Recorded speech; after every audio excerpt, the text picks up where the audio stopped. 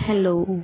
आज हम आपके लिए लेकर आए हैं एक ऐसा वीडियो जिसमें बताएंगे सम्मोहन की शक्ति के बारे में। जी हाँ, किसी को वश में कैसे करते हैं।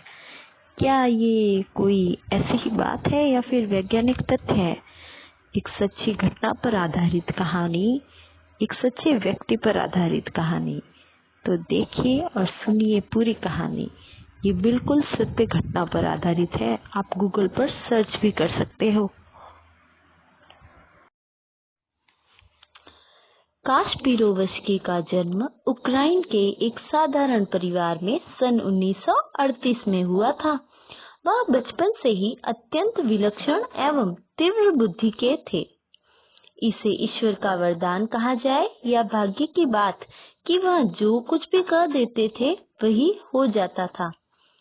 उनकी इस आदत के कारण उनके माता पिता बहुत परेशान रहते थे और उन्हें हमेशा अशुभ बोलने से रोकते रहते थे। एक दिन कास्पिरोवस्की अपने स्कूल की लाइब्रेरी में कोई उपन्यास ढूंढ रहे थे कि अचानक उनके हाथ में ऐसी पुस्तक पड़ गई जिससे उसका सारा जीवन बदल गया। यह पुस्तक सुप्रसिद्ध मनोरोग चिकित्सक व्लादिमीर बेख्तेरेव की लिखी हुई थी। व्लादिमीर बेख्तेरेव सोवियत संघ के प्रख्यात मनोरोग विशेषज्ञ थे, जो पक्षाघात, गठिया, टीबी और यहाँ तक कि आनुवंशिक दृष्टिहीनता तक को सम्मोहन से दूर कर देते थे। कास्पिरोवस्की पुस्तक लेकर घर आ गया और उन्होंने एक ही दिन में पूरी की पूरी पुस्तक पढ़ डाली। इस समय उनकी आयु मात्र 15 वर्ष की थी। इस पुस्तक को पढ़ने के बाद उन्होंने मनोरोग चिकित्सक बनने का निश्चय किया तथा इसी विषय पर दूसरी पुस्तकें भी पढ़ी।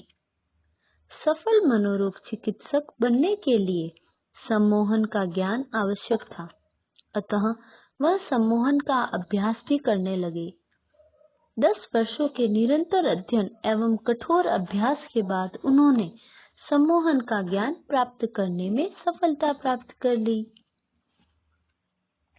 डॉक्टर कास्पिरोवस्की ने 25 वर्ष की आयु में कीव में के एक मनोरोग चिकित्सा केंद्र खोला तथा आरंभ में अनिद्रा, मोटापा, गठिया आदि साधारण रोगों की सम्मोहन द्वारा चिकित्सा आरंभ की। उनकी सम्मोहन शक्ति इतनी प्रबल थी कि वह केवल अपनी आवाज से ही लोगों को सम्मोहित कर लेते थे तथा उन्हें रोग से मुक्त कर देते थे। इसके बाद उन्होंने टीबी तथा अल्सर जैसे असाधारण रोग का इलाज भी आरंभ कर दिया। इसमें भी उन्हें अपार सफलता मिली और बड़ी तेजी से उनकी ख्याति उक्राइन के अन्य नगरों में फैलने लगी। एक बार कीव नगर में किसी नेता का कार्यक्रम था। नेता को सुनने के लिए भारी भीड़ एकत्री हुई थी। डॉक्टर कास्पिरोवस्की को भी इसमें आमंत्रित किया गया था। अचानक कास्पिरोवस्की को न जाने क्या सूझा कि वे मंच पर चढ़ गए और लोगों को सम्मोहित करके बोले कि आज के बाद से उन सभी को कोई कष्ट नहीं होगा। उनकी सम्मोहन शक्ति इतनी प्रभावशाली थी कि अगले दिन बहुत से लोगों ने दांतों में दर्द दूर करने वाले इंजेक्शन लगवाए बिना अपने दांत उखड़वा डाले और उन्हें कोई कष्ट नहीं हुआ। इस घटना ने कास्पिरोवस्की को उक्राइन का सर्वाधिक चर्चित व्यक्ति बना दिया। एक साधारण शक्ति का स्वामी होते हुए भी कास्पिरोवस्की बड़े सरल व्यक्ति थे। वह अपनी सम्मोहन कला के विषय में बताते हैं कि सम्मोहन कोई रहस्यमय कला नहीं है। उनका मत है कि मानव का स्नायु तंत्र शरीर और उसके सभी भागों से परिचित होता है। शरीर में जब कोई असाधारण बात होती है तो स्नायु तंत्र मस्तिष्क को इसकी जानकारी देता है। मस्तिष्क इन सारी जानकारियों को अपने अधिकार में रखता है। मस्तिष्क ही मानव की अवचेतन स्थिति का स्वामी है। इसी अवचेतन में मानव की भावनाओं का निवास होता है। सम्मोहन के लिए मानव के अवचेतन की सहायता ली जाती है। सम्मोहन की अवस्था में व्यक्ति से जो कुछ भी कहा जाता है उसे उसकी भावना पहचान लेती है। डॉक्टर कास्पिरोवस्की अपने रोगियों के अवचेतन पर नियंत्रण करके उन्हें ऐसी मनोदशा में ले जाते हैं जो उनके लिए आवश्यक होती है। इसके लिए उन्हें पहले रोगियों के अवचेतन को मस्तिष्क द्वारा लगाए गए विभिन्न प्रकार के बंधनों से मुक्ति दिलानी पड़ती है। अब रोगी का अवचेतन ऐसी स्थिति में आ जाता है कि वह वही करता है जो डॉक्टर कास्पिरोवस्की चाहते हैं। इसके बाद डॉक्टर कास्पिरोवस्की अपनी जैविक ऊर्जा शक्ति के बल पर रोगियों के भीतर छिपी हुई शक्तियों को जागृत करके सक्रिय करते हैं। ये शक्तियां शरीर के रोगों को अपने आप ढूंढ लेती है तथा उसका निदान कर देती है। यह सब रोगी के अवचेतन द्वारा किया जाता है, अतः रोगी को इसका पता भी नहीं चलता। डॉक्टर कास्पिरोवस्की ने अपनी सम्मोहन शक्ति के बल पर हजारों रोगों को ठीक किया है। गठियों तथा हड्डियों के जोड़ों के दर्द को दूर किया है। टीबी, एक्जिमा, अल्सर, कैंसर जैसे असाध्य रोगों को निदान करने में उन्होंने मदद की है। इतनी असाध्य बीमारियों का इलाज करने के बाद उन्हें बहुत ख्याति मिली, लेकिन सोवियत संघ के वैज्ञानिक तथा चिकित्सा शास्त्रियों ने इन्हें सर्कस का जोकर समझाया जा रहा था। वे उनका मजाक उड़ाते थे और उनको सर्कस का जोकर कहते थे। डॉक्टर कास्पिरोवस्की के लिए यह उपहास असहनीय हो रहा था, अतः उन्होंने सम्मोहन की शक्ति का शल्य चिकित्सकों एवं वैज्ञानिकों के सामने प्रदर्शन करने का निश्चय किया। इसके लिए उन्होंने सोवियत संघ के जॉर्जिया हॉस्पिटल के विख्यात सर्जन गेओर्गी इस्सोसेनियो से संपर्क किया। डॉक्टर गेओर्गी ने पहले तो कास्पिरोवस्की से मिलने से इनकार किया, किंतु अचानक उन्हें एक मरीज याद आ गया जिसके ऑपरेशन आवश्यक रूप से करना था, पर उसे बेहोशी की दवा नहीं दी जा सकती थी। अतः उन्होंने कास्पिरोवस्की को अपने कक्ष में बुला लिया। जॉर्जिया हॉस्पिटल में एक महिला रोगी की स्थिति बहुत विषम थी। उसका ऑपरेशन करके उसके उदर की हर्निया को काटना जरूरी था। इस महिला के पहले ही पेट के 4 ऑपरेशन किए जा चुके थे। उसे बेहोशी की दवा से एलर्जी थी। पिछले 2 ऑपरेशनों में डॉक्टर द्वारा अनजाने में बेहोशी की दवा दी जाने के कारण वह मरते मरते बची थी। इस महिला को यदि ऑपरेशन के लिए बेहोशी की दवा दी जाती थी तो उसकी मौत निश्चित थी, और यदि उसका ऑपरेशन न किया जाता तो भी वह बच नहीं सकती थी। यही कारण था कि डॉक्टर गेओर्गी ने कास्पिरोवस्की को अपने कक्ष में बुलवा लिया।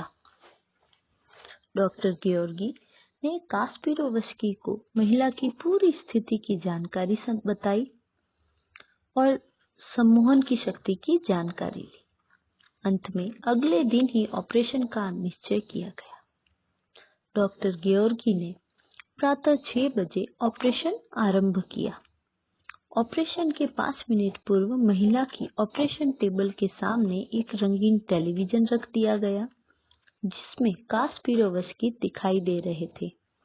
कास्पिरोवस्की ऑपरेशन थिएटर के पास वाले कमरे में थे और महिला को सम्मोहित कर रहे थे। डॉक्टर गेओर्गी ने डरते डरते महिला के पेट में चाकू घुसेड़ा, किंतु उन्हें महान आश्चर्य हुआ जब 40 सेंटीमीटर लंबा चीरा लग जाने के बाद भी महिला मुस्कुरा रही थी। वह एकटक टीवी पर नजर गड़ाए हुए थी तथा कास्पिरोवस्की के निर्देशों का पालन कर रही थी। कास्पिरोवस्की सभी सामान्य बातें करते जा रहे थे और मजाक भी कर रहे थे।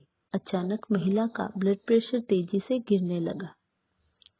डॉक्टर गेओर्गी ने अपने एक सहयोगी से यह खबर कास्पिरोवस्की को कराई। कास्पिरोवस्की ने तुरंत सम्मोहन शक्ति के बल पर ब्लड प्रेशर 140 कर दिया। इतना ही नहीं, इन्होंने गंभीर स्थिति में महिला को गाने के लिए कहा और वह गाने भी लगी। यह ऑपरेशन पूरी तरह सफल हुआ। ऑपरेशन के बाद डॉक्टर गेयार्की ने पत्रकारों को बताया कि यह ऑपरेशन एक चमत्कार था। यदि मैं स्वयं ऑपरेशन न करता तो कभी इस बात पर विश्वास नहीं कर पाता कि सचमुच ऐसे ऑपरेशन हो सकता है। इस ऑपरेशन के बाद कास्पिरोवस्की पूरे सोवियत संघ में चर्चा का विषय बन गए, लेकिन इसे टीवी पर कुछ गिने चुने लोगों ने ही देखा। अतः अभी भी बहुत से वैज्ञानिक और सर्जन उनकी कला पर संदेह कर रहे थे। इन लोगों को संतुष्ट करने के लिए कास्पिरोवस्की ने एक अत्यंत संवेदनशील एवं खतरनाक प्रदर्शन करने का निश्चय किया। उन्होंने दिसंबर 1988 में मॉस्को में एक हॉस्पिटल में ऑपरेशन कराने वाले एक रोगी को हजारों मील दूर कीव में बैठकर सम्मोहित किया। इस रोगी को कास्पिरोवस्की द्वारा सम्मोहित करते हुए तथा ऑपरेशन कराते हुए लाखों लोगों ने टेलीविजन पर देखा।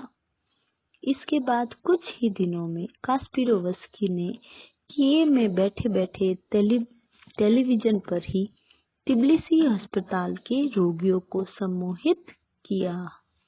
इस सम्मोहन शक्ति ने उन्हें अंतर्राष्ट्रीय स्तर पर पहचान दे दी। एक बार एक पत्रकार ने कास्पिरोवस्की से प्रश्न किया, मिस्टर कास्पिरोवस्की, आप ऑपरेशन करते हुए रोगी को टेलीविजन पर सम्मोहित करते हैं। यदि लाइट चली जाए और विद्युत बंद हो जाए या कोई और बाधा हो जाए तो आप उस व्यक्ति को सम्मोहित कैसे करोगे और उस व्यक्ति की मृत्यु भी तो हो सकती है। तब डॉक्टर कास्पिरोवस्की ने कहा कि हम जोखिम कहाँ नहीं उठाते। क्या सड़क पार करते समय हमारी मृत्यु नहीं हो सकती, लेकिन हम फिर भी सड़क को पार करने का जोखिम उठाते हैं। क्या जरूरी है कि ऑपरेशन के बाद हम ठीक हो जाएं, फिर भी हम ऑपरेशन करवाने का जोखिम उठाते हैं। तो हमें जोखिम तो उठाना ही पड़ता है। अगर ऐसी कोई बाधा होती है तो मैं टेलीफोन पर भी उस व्यक्ति को सम्मोहित कर सकता हूँ। इस तरह डॉक्टर कास्पिरोवस्की का नाम पूरे विश्व में विख्यात हो गया। तो बच्चों, समझ गए आप, सम्मोहन की शक्ति को वैज्ञानिक भी मानते हैं और चिकित्सक डॉक्टर भी। कई साइकियाट्रिस्ट सम्मोहन की शक्ति के द्वारा कई बीमारियों का इलाज भी करते हैं। हमारा मन यदि हमारे वश में हो तो हम कुछ भी कर सकते हैं। धन्यवाद।